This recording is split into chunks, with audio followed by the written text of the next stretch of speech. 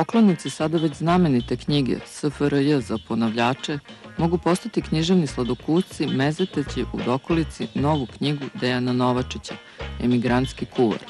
Novačić je iskoristio poznatu metaforu kuhinje kao drugog naziva za zakulisni politički ili književni život i kroz nazovi recepte napravio duhovit pregled ličnosti i zbivanja iz svih eksiju republika.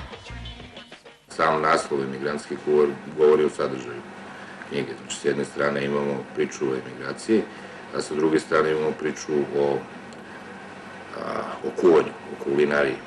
Sad, ovaj drugi deo naslova, taj kuvar i kulinarstvo kao tako, u kombinaciji sa pričom o emigraciji govori i o nečem drugom što nisu samo ti recepti i jela koje jedemo, nego sam pokušao da ispričam priču i o tome kako se mi, emigranti, snalazimo u drugačiju kulturu.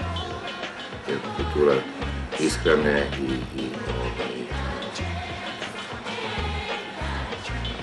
kuhinja kao takva, to je nešto što pripada našoj osnovnoj materijalnoj kulturi iz koje smo mi sada došli i susrećemo se sa nečim drugim. I onda je to priča o tome kako mi komuniciramo između te dve. S jedne strane, sa druge strane, podnaslov knjige je sve što ste od uvek hteli da znate o jugoslovenskoj kuhinji, ali nemate više koga da pitate. Znači, reč je i o priči o bivšoj Jugoslaviji i njenoj kulturi i o tome u kolikoj meri, u kojim tragovima se ona održala i dan danas u emigraciji sa jedne strane, a sa druge strane u svim tim zemljama koje su nastale nakon nestanka Jugoslavije. Znači, najprostije rečeno, imate recept kako pripremiti neko tipično naše jelo u uslovima gde nemate odgovarajuće sastojke. Znači, kako skuvati škembiće u zemlji u kojoj škembiće ne možete da nađete u prodavnici. I sad, posle svakog takvog recepta, onda ide i jedna kratka priča o tome kako se to nekad radilo kod nas.